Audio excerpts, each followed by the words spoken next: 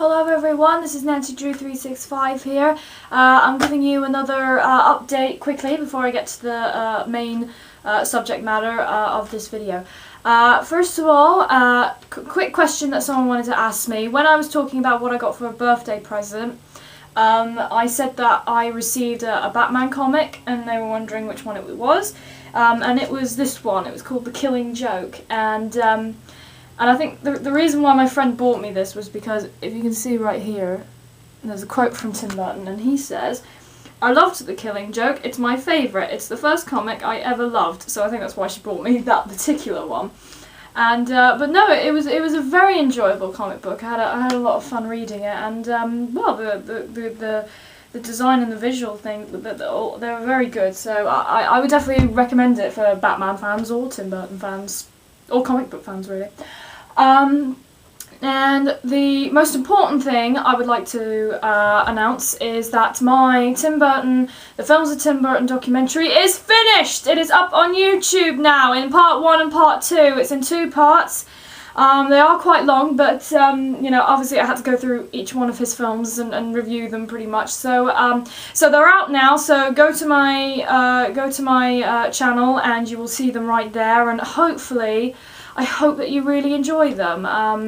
I had a lot of fun discussing them, and I know it might seem sad, but you know, I haven't reviewed his films in a long time. Because if you look back on my previous reviews, I was younger at the time, so I kind of I had like this really high pitched voice. So hopefully I sound much older than I do now. So than I did then. Now, then this is the main topic now. One of my subscribers saw my Tim Burton collection, and he said it was a very good video, and so thank you for that. But he also asked, with the visual companions that I showed, if I could show you a lot of what's in it. So the visual companions that I'm talking about now is Sweeney Todd, the Demon Barber of Fleet Street, Alice in Wonderland, Dark Shadows, and Frankenweenie, the stop motion version. So what I'm going to do is I'm going to be sort of like a hand model for this one, just sort of flicking through the pages, just so you can have a sort of look at what kind of things are in there. Hopefully that will encourage you to buy them, because they are great. They are great, especially even if you're interested in filmmaking, which I am. So you know, that's really good. So on with the visual companions. Okay, so this is the first visual companion. I know that there was a Corpse Bride, but I haven't got that. So here is Sweeney Todd. And it says down here, forward by Tim Burton. I'm not going to read that because I can't read upside down, so okay.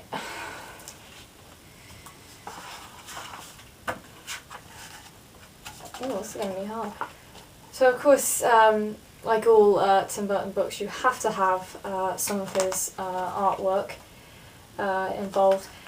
So it sort of looks at the history of Sweeney Todd, how the musical came around, that sort of urban legend that he might have existed. No idea. No idea.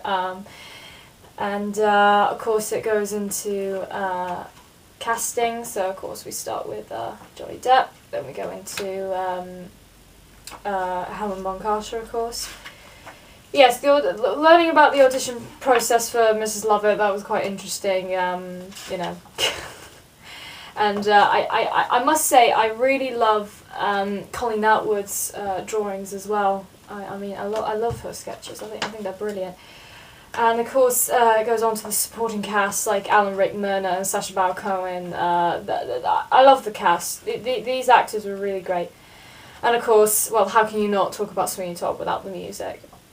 And then of course it goes on to the visual look, and I love the look of the film. It's brilliant. And of course, the razors.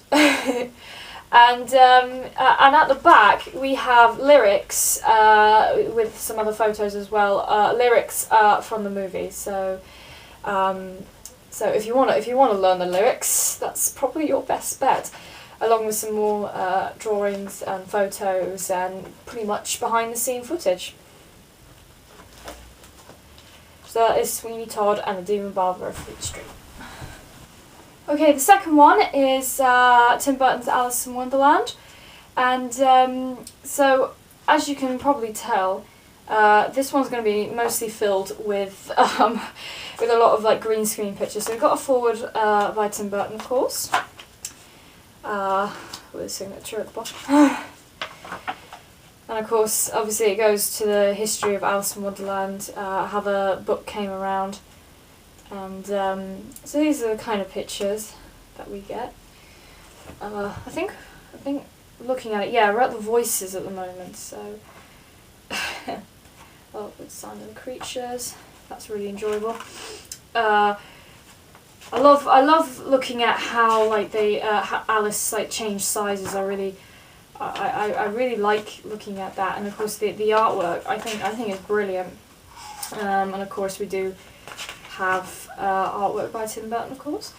Oh yes, I previously said in my collection that this was probably my favourite picture, or favourite page, which is the step-by-step makeup design of the Red Queen. I'm very surprised they didn't have one for the Mad Hatter, but you know, I still think it's very interesting to know that. So actually, come to think of it, there's not too much green screen photos here. So this is pretty much yeah. Here are the sketches. That one's by Johnny. That one's by Tim.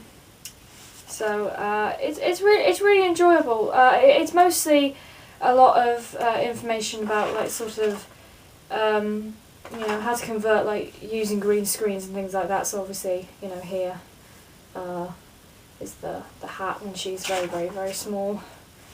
So there you go. So that's Alice in Wonderland.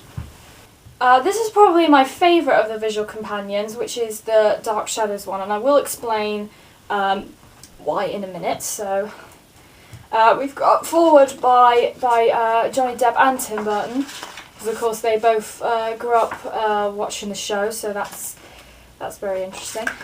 And of course you get the history of the show, and I have seen a few episodes. I thought it was unusual, but it kept my interest. So I mean, I can understand why it has quite a cult following. So, oh yeah, of course, Tim Burton sketches, of course. I think that one's brilliant. And of course, it goes on to the cast. This is really what I love about this companion, is that it's really structured. It really goes into detail. Like it goes, you know, goes through each cast member of the family, including Christopher Lee. And then it goes straight on to the sets, and they talk about each individual set. So this is Dr. Hoffman's office, and then here is Angelique's office with all her portraits. That's really interesting. And then of course we have costume design, then hair and makeup, did that say? Yep.